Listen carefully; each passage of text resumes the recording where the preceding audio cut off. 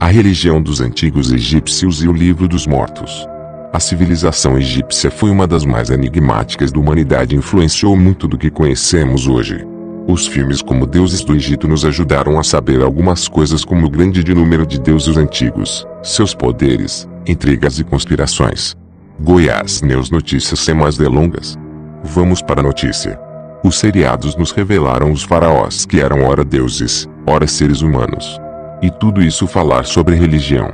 Mas você já se perguntou qual era e como era a religião dos antigos egípcios? A religião egípcia. O primeiro ponto que devemos saber é que não havia a palavra religião. Não havia separação entre sagrado e profano. Tudo era sagrado. Isso porque a palavra religião vem de religar. Porém, os egípcios não precisavam se religar a nada, pois já estavam sempre conectados com o Ser Supremo em tudo que faziam. E segundo é que eram politeístas, isto é, acreditavam na existência de várias divindades que controlavam as forças da natureza. E por fim, essa crença era mais do importante, já que determinava praticamente tudo na vida dessa civilização. As práticas religiosas eram centradas nos faraós ou soberanos, porque se acreditavam serem divinos. Eles agiam como um intermediário entre o povo e os deuses. Seu papel era sustentar os deuses para que pudessem manter a ordem no universo.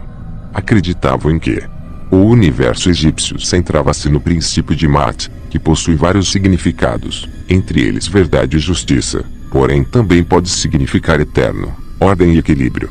Modificar algo traria o risco de retorno ao caos, das forças demoníacas, da raiva, da luta, do barulho, da desordem. Ordem cósmica, uniformidade eterna. O que poucos falam é que nas primeiras dinastias os egípcios acreditavam no monismo, isto é, na existência do Uno, a fonte primordial do universo, e que tudo nele seria a manifestação deste Ser Supremo, absoluto. Posteriormente, cada atributo deste Ser Supremo se tornaram o que conhecemos por deuses. O mito mais importante, Osíris, foi assassinado pelo deus do caos chamado Sete. Então foi ressuscitado por sua irmã e esposa Ísis, a fim de conceber um herdeiro, o deus Horus.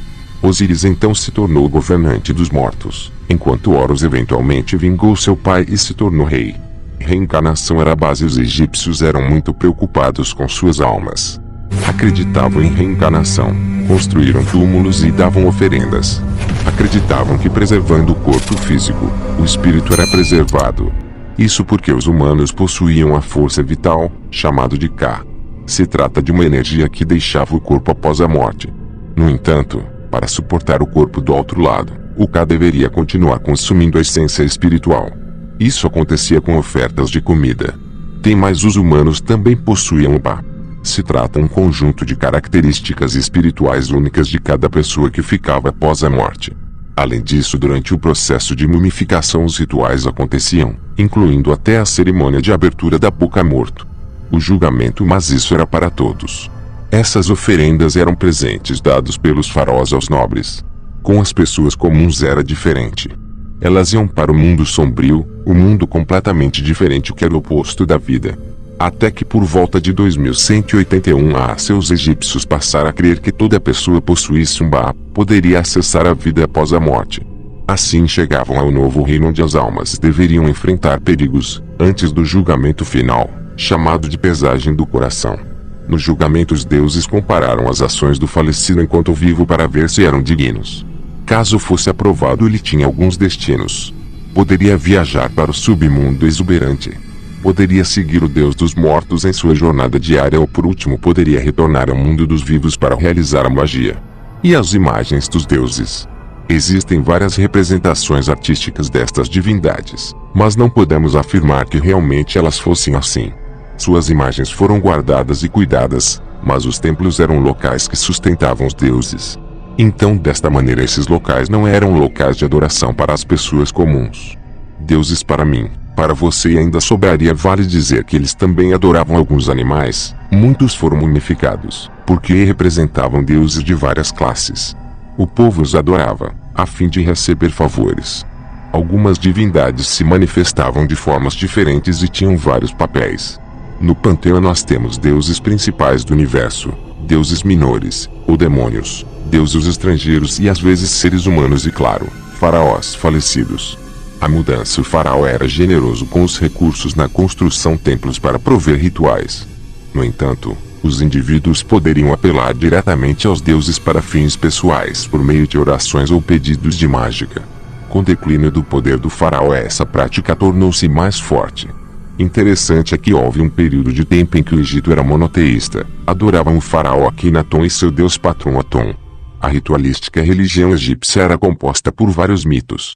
Tinham hinos, textos rituais e mágicos, textos funerários e escritos gregos e romanos, além de inúmeros ritos do templo, incluindo a cerimônia de oferecimento da manhã e reencenações de mitos. Também tinham cerimônias de coroação e o festival Sede, uma renovação da força do faraó durante seu reinado. Mas se tem algo que realmente nos diga sobre a crença dos antigos egípcios, ele está no Livro dos Mortos. Livro Egípcio dos Mortos. O Livro Egípcio dos Mortos é um conjunto de textos, de diferentes épocas que estão gravados em vários lugares. No interior das pirâmides, nos corredores funerários, dentro dos sarcófagos ou escritos nos papiros colocados junto à múmia. Seu nome original poderia ser traduzido como Livro da Saída da Alma à Luz do Dia ou A Luz de Ra. Para quê? Eles colocaram discursos ou fórmulas mágicas que faziam parte de seus rituais até representações dramáticas. O objetivo era garantir a ressurreição num nível elevado, evitando os perigos durante o longo caminho até o outro lado. As traduções modernas têm tentado reconstruir o Livro dos Mortos ideal partindo de diferentes fontes, porque só de papiros são 200. Um dos mais importantes é Papiro de Ani. 3 mundos são 3 os mundos centrais para que pessoa promovesse toda a sua existência. Superior, chamado de Nut, é a morada / permanência / descanso. Intermediário, bate ao descanso / reflexão / purgatório. Inferior, terra. Significado aprendizado, trabalho. Que diabos isso significa? A morada primordial da pessoa é Nut, entretanto ela precisa adquirir experiências no reino de espécie de escola. Após adquirir esses conhecimentos, o homem viaja de para o Wat, onde é feita uma avaliação dos resultados de seus atos, e depois retorna a Nut, que era uma espécie de céu, porque eles acreditavam em vários céus. E após diversas viagens de aprendizados ao reino de ao completar os estudos, o homem não precisaria mais voltar, então viveria eternamente no Jardim dos Juncos, Yaru, morada permanente e de paz. E para educar sua jornada produziram o Livro dos Mortos, que trata sobre os mistérios da vida e da morte, que é a continuidade da vida, após a morte. Curiosidades. As cores traziam conceitos e ideias. Por exemplo, a cor preta representava a vida e o renascimento. Terra Negra, Kemet, era o nome original desse país que conhecemos como Egito. Uma referência à cor escura do lodo trazido pela inundação do Nilo. A cor vermelha representava o perigo e a morte. Terra Vermelha, Deshet, era o nome do deserto, local de terror e de morte, onde os animais selvagens e tribos de saqueadores ameaçavam. Os egípcios pensaram em quase tudo, por essa razão utilizaram tantas ilustrações para aqueles que não sabiam ler palavras. Por fim, vocês devem ter notado que os egípcios escreviam tudo. Isso porque a informação para eles era algo tão importante, caso alguma fosse perdida seria considerada como uma segunda morte, a do esquecimento. Inscreva-se no canal para receber nossos vídeos. Deixe seu like, compartilhe com amigos, ative as notificações. Até a próxima.